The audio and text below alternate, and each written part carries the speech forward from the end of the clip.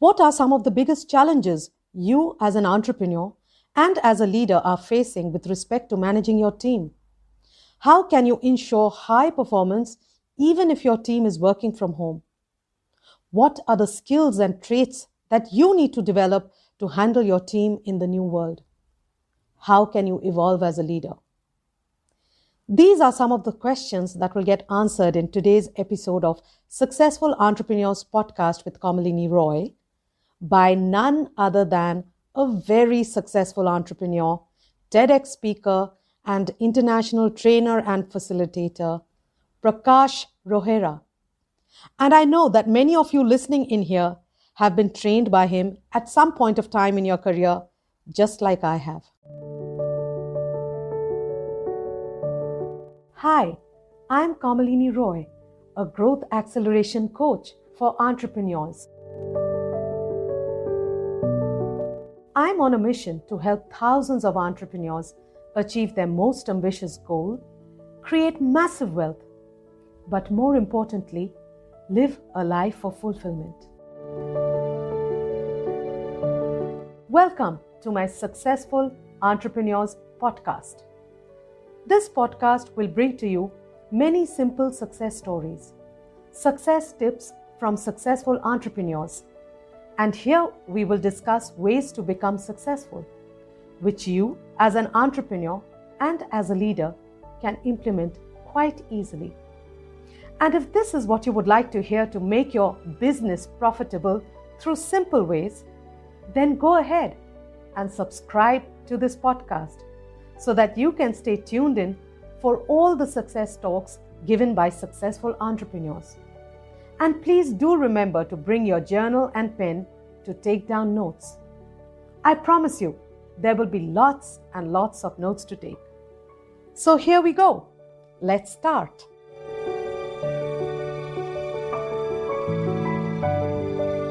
Prakash, hi. I can't tell you how excited I am to have you on my show today. And I remember having met you when I first started my career in 2000. And like I keep telling everyone that if somebody has been trained by Prakash, there is no way that person can ever forget Prakash. I just love your style of training. Thank you, Kamini, for the kind words. The feeling is mutual. Always a pleasure to interact with you, and one can never forget the bubbly smile and the excitement that you bring into life. So wishing you all the best. Thank you very much. And before we start the show, I'd like to introduce Prakash. Prakash is an international trainer and a TEDx speaker and has been associated with training participants since 1997. So that's a career spanning over 23 years now. He has delivered over 3,000 workshops for over 150 clients in 26 countries for over 1.5 lakh participants. Phew, that is really something.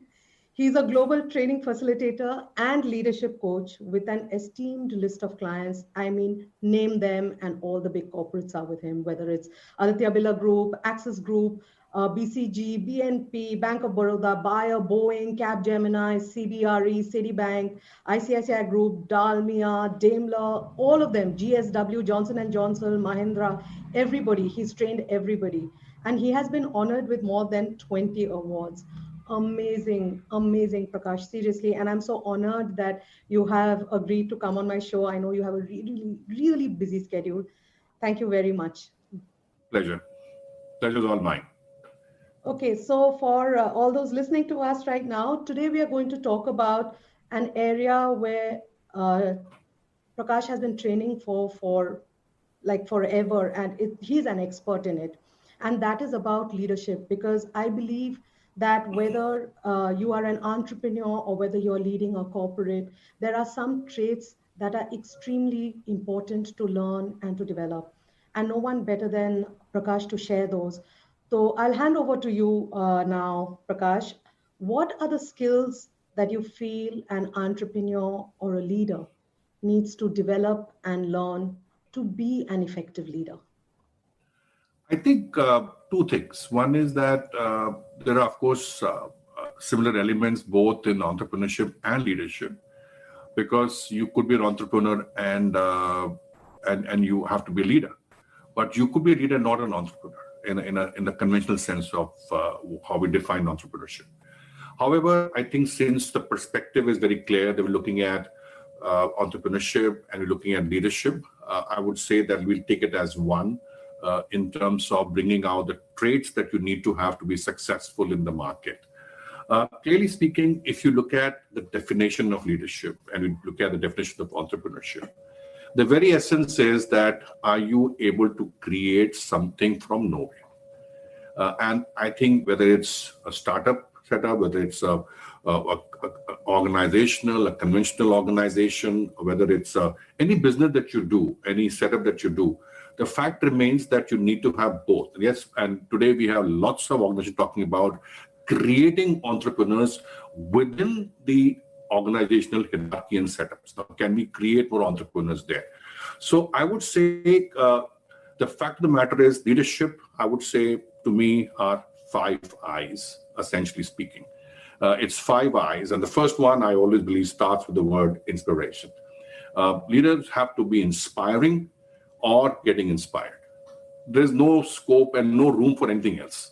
You have to be in the business because it's not easy to be a leader. It's not easy to be an entrepreneur. There are lots of hardship, lots of struggles, there are lots of obstacles that you will go through. So inspiration gives you that momentum. Inspiration gives you that sustenance. Inspiration gives you that belief that you can do it. If this dies, leadership dies. If this dies, entrepreneurship dies.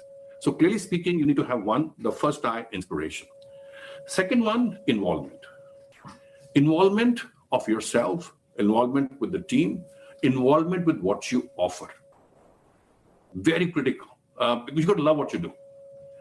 I've been in training for 23 years, and I believe that I love it, to me. And I think you look at anybody, whether it's any job, you look at leaders around who inspire you. You look at people around you who have showed involvement, right? From Mr. Ratan Tata to Anand Mahindra to Warren Buffett to, take any name, to Premji, to Bill Gates, to Satya Nadella. The fact of the matter is that leadership is about pure and simple involvement. Third I, innovation. Market is tough. You got to keep innovating yourself. I know when I started 23 years back, various stages of innovations have taken place. At that time, it didn't seem like innovation, but in hindsight, you look at it, yeah, we did evolve. We did make some changes. And today, 2020 has made sure that all trainers have to innovate to survive in this business in a different way.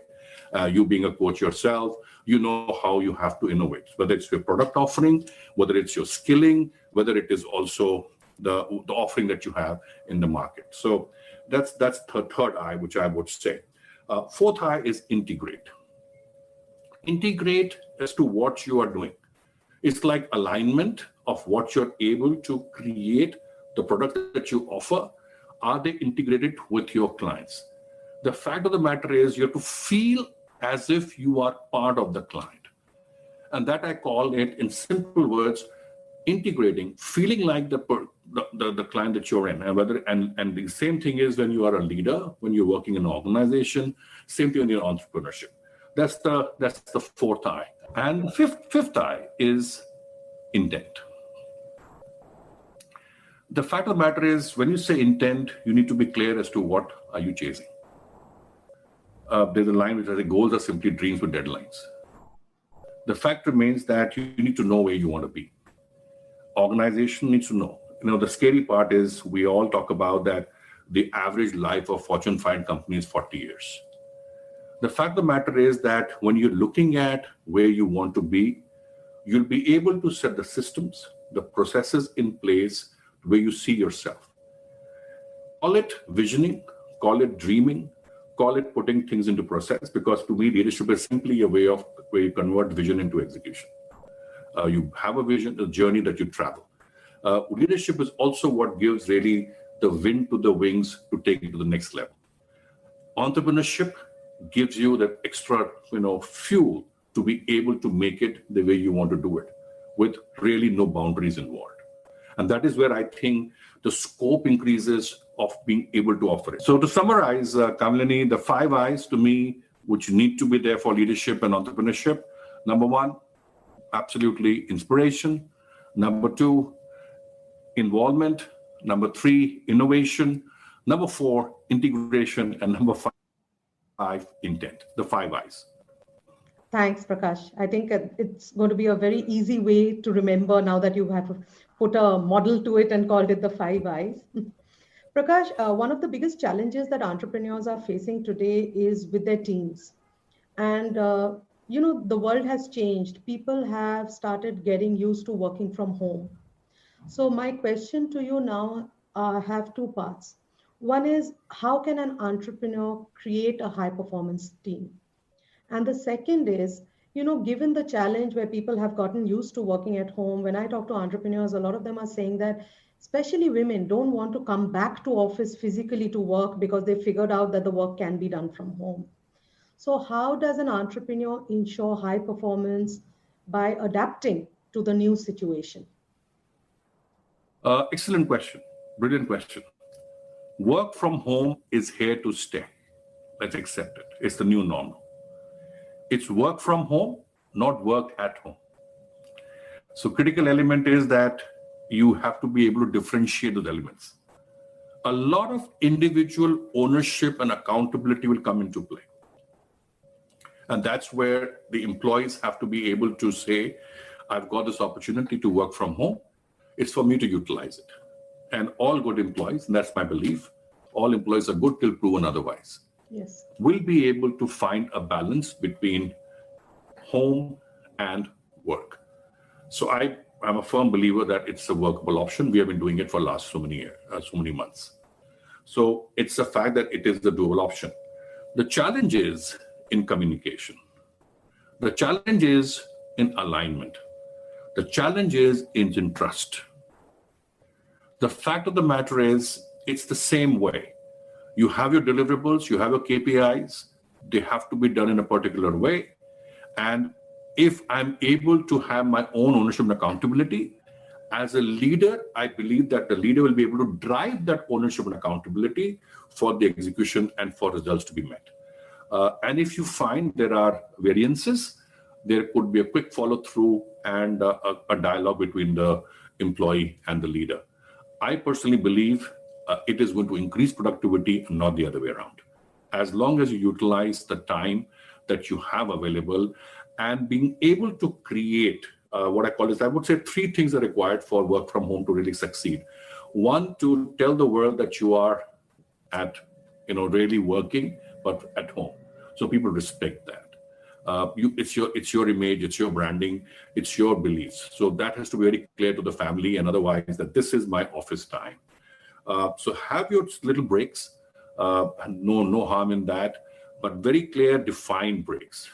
The other is that, create a vision board. Write down on what you want to execute, like you do things to do today.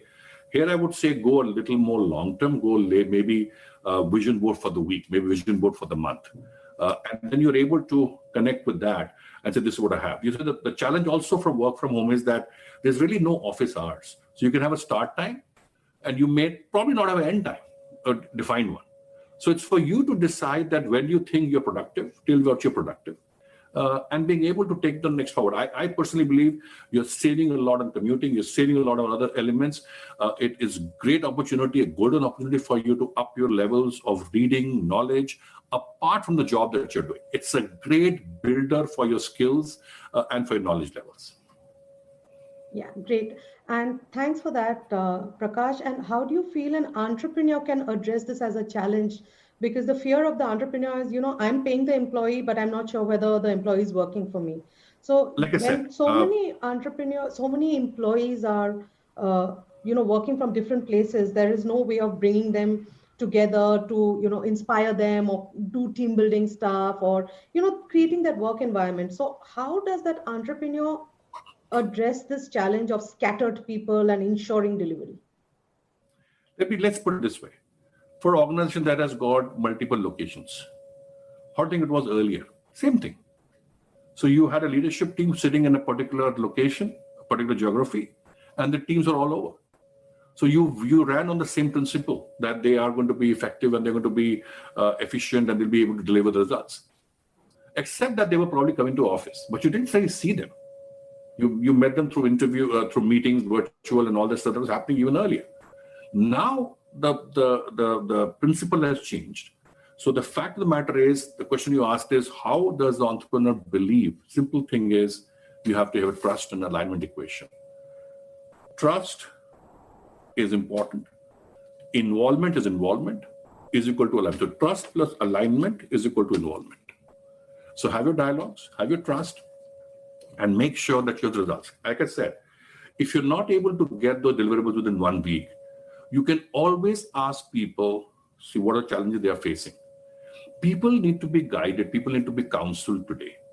In fact, I would say a lot of people are missing the office environment because they have, the powers of informal communication cannot be diluted in any organization. People are missing that because now they are on their own, essentially.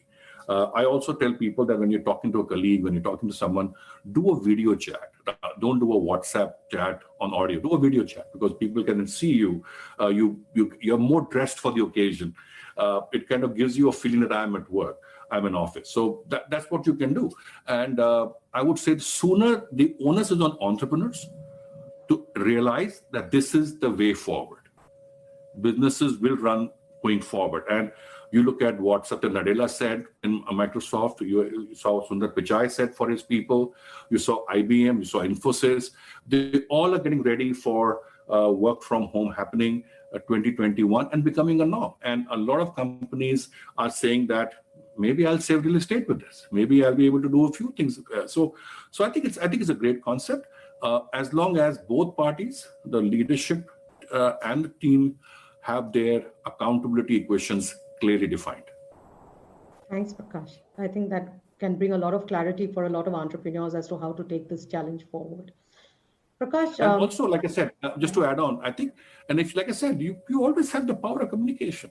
Yes. I mean, if you find that the person is, don't ever be a monitor. Don't be this thing, let me call up, what is she doing now? What is he doing now?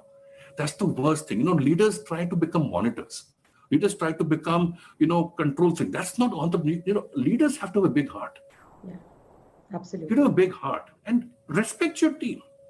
If somebody's not delivering, of course, you can ask for reasons and answers and have a dialogue like you do in a normal scenario. But the fact of the matter is, if people are loving the concept of work from home, employees especially, I think it's a win-win. Yeah, thanks, Prakash. Prakash, if I just told you that I want to open up the floor for you and give us a glimpse of you conducting a training session for team building, what are the few things that you say? So as if you are training an entrepreneur in front, I'm an entrepreneur. So if you were training me to build teams remotely or physically, could you train me for the next 5 minutes? Okay, I think it's difficult to simulate an environment of training in a one-to-one chat. I'll be honest with you. I think every trainer, I think we are like artists, so you need the real environment to be able to speak, and something happens in our creative juices that spur the artist in us, the trainer in us to come out spontaneously or otherwise. But I would say, so instead of doing a training session, I would say that a workshop like that, clearly speaking, is any team. Like I always believe that it's never I, it's always we. The fact of the matter is, I think it's not about ego. It's about, like I forget this little line, but it's more we go together rather than ego. So it's about bringing sure that we move in from just IQ to what I call as VQ, which is, so it's about making sure that individual moves on to the view quotient that you're able to create. And I always say that companies never make profits. It's the people who do. And the fact of the matter is, if you want to, for a leader to, in a setup like this, what you mentioned, doing a workshop on team building for his team, I think it's less about a training program, Kamalini, honestly. It's more about having a dialogue. I think everybody has issues. Everybody has concerns. COVID has accelerated the anxiety in each one of us. All of us, left to this accepted, have been impacted in some form or the other. I myself was affected by COVID, in the month of August, September. It was a tough period for me, for my family. 30 days were tough. I was positive for 30 days. So the fact of the matter is, I think there are thoughts in everybody's mind. There is a fear in people's mind. And I think leaders and employees collectively can come together to resolve it. I personally believe how my team rallied around me when I was down was absolutely fantastic and brilliant. I will not forget my team for that. I think everybody just needs to be, recognized, and everybody needs a little, what I call as motivation and kind of a feeling of being part of the setup. So I think I think also remember, when there is an adversity, there's an opportunity. And I always believe that, and in my TED talk, if you see, I always have this line, don't enter, make an entry. So I feel that employees can do that for you if you just let them be what they are. And there'll always be concerns, there'll always be challenges, there'll always be a need to have a dialogue. As long as you keep the window of communication open, you will have an effective team. You really don't need to, get into major team building session to do that. I think people are clear what they want. I would say the people are more matured. People know what is really expected of them. Whether you talk about youngsters coming out of MBA colleges or engineering colleges or wherever they graduate, even the graduates, everybody. I believe that people are more matured. They just need to be shown a little path and just see how they just fly. Because I believe that without people, you can't do anything. And entrepreneurship culture is based on a collective ownership for what we're driving, what we want to fly. Yeah, thanks. I think that's wonderful the way you put it. Prakash, one more thing I wanted to ask you. Today, entrepreneurs feel the challenge of needing to do everything themselves. Yes. They they want to be the finance person, they want to be the operations person, the HR person, the sales person, marketing person, and it's a very big challenge, which is why entrepreneurs never sleep. They are working for 23 and a half hours and they sleep for half an hour, and they have no time for their family. And I genuinely believe that in the corporate world, what I've seen, that leaders can go for holidays. Yeah. But an entrepreneur never can go for a holiday. So what is it that an entrepreneur can do with his set of people so that he does not have to be involved in every aspect of the business? And in fact, I was speaking to an entrepreneur today itself, and the entrepreneur said that, I have to take all the decisions. I just can't leave it to the team. How do we solve these problems for entrepreneurs where they can just let it go the way leaders do in the corporate world? Okay, I think I'm not saying that you are wrong. I don't want to say that, but I believe that you have a similar challenge in organization as well.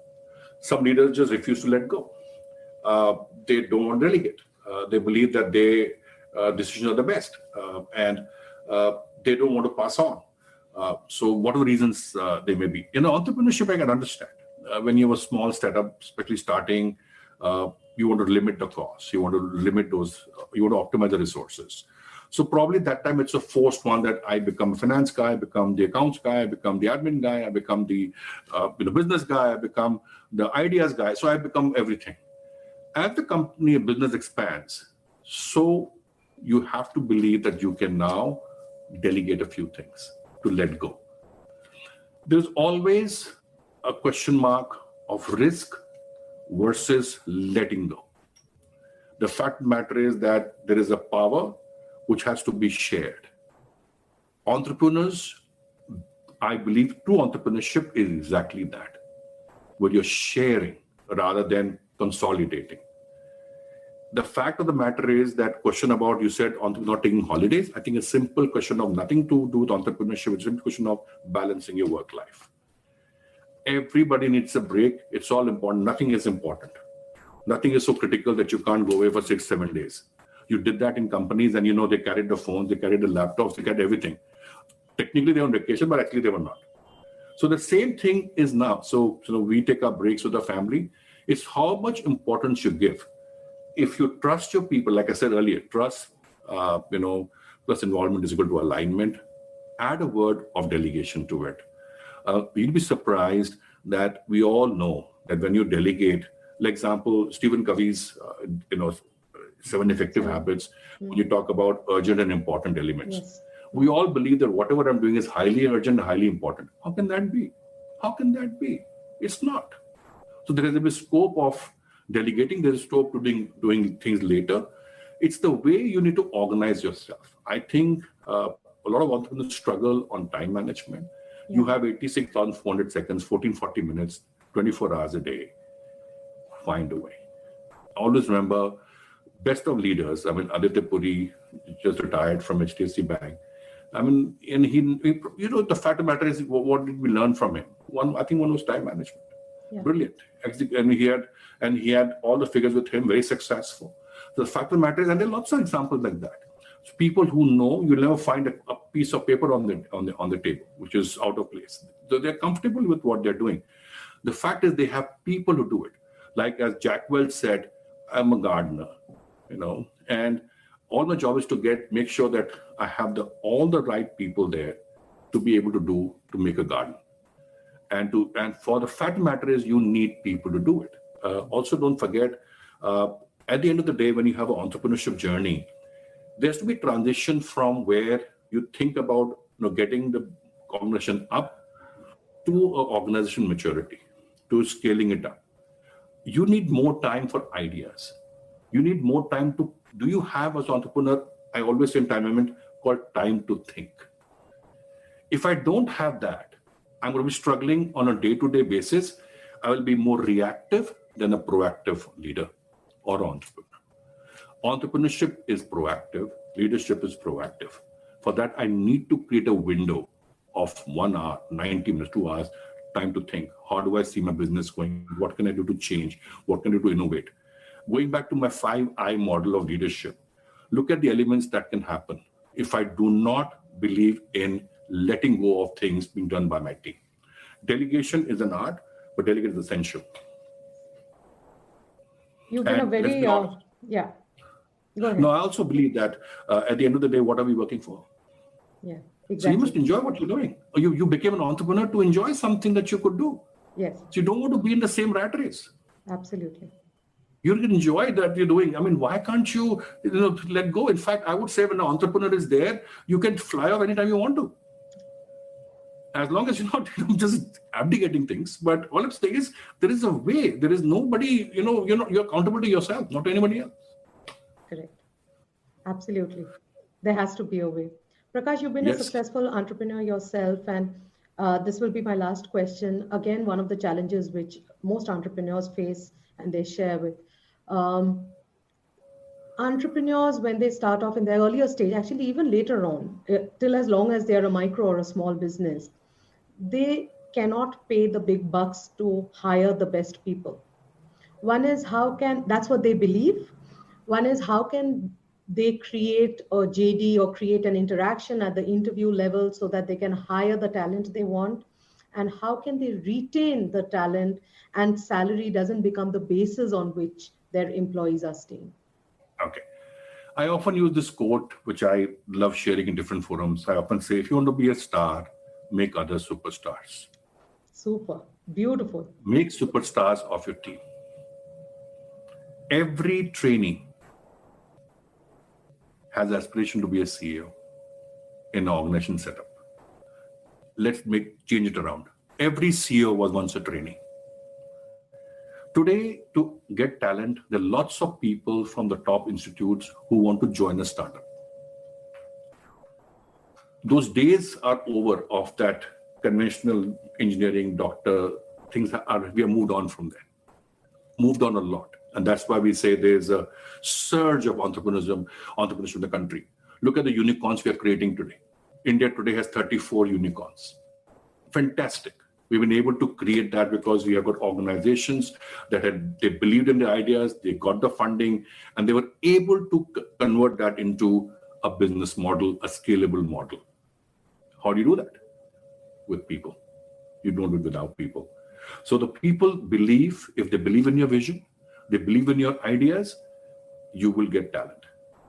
The fact of the matter is, also don't forget, leadership is not about growing managers, leadership is about growing leaders. Can I grow my team to be tomorrow's leaders? People will join the journey for you. Only thing is, please invite them for the journey. Wow, I love that last line. Please invite them for the journey. It's a beautiful line.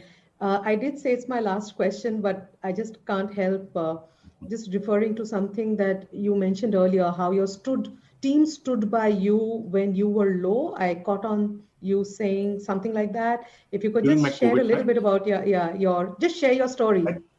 I, I think I would say that when one has been through various, it's not a 23-year journey. To say I didn't have my ups and downs would be a wrong statement. We had ups and downs. We still celebrate when you get a new inquiry. We still celebrate when we deliver a new workshop. Getting a new client is always a sense of achievement. We have our own little way of celebrating small successes. Even when a check comes, when we had the office set over, we would probably get some samosas or get some small things to celebrate with the team because it's not, I'm just a delivery guy, but my team helped me deliver that. So I believe, and also there are times when I say that I am vulnerable. I'm a human being. None of us is perfect. I could be a leader, but I have my vulnerabilities as well. And I think that's where I think you need a team around you. You need a family around you to be able to take you through that. So I'm thankful to my team, thankful to my family for being part of that. When the specific example I talked about was the COVID example when I was down for 30 days. In fact, I did 2 sessions during that time. How I did it, Kamini, I had no idea, but I did that. One session involved 1,600 people. And I know the 3 hours were very tough for me to deliver that session. Client didn't know that I was suffering from COVID. And I think that's probably was my commitment with already done it. Of course, when I got the other requests, I could not do those because it's not fair to my doctor as well. So I think the team, the way they rallied around, the calls, the support, talking to clients, doing more of my work, which I would do in a training setup. So I think they always have been there.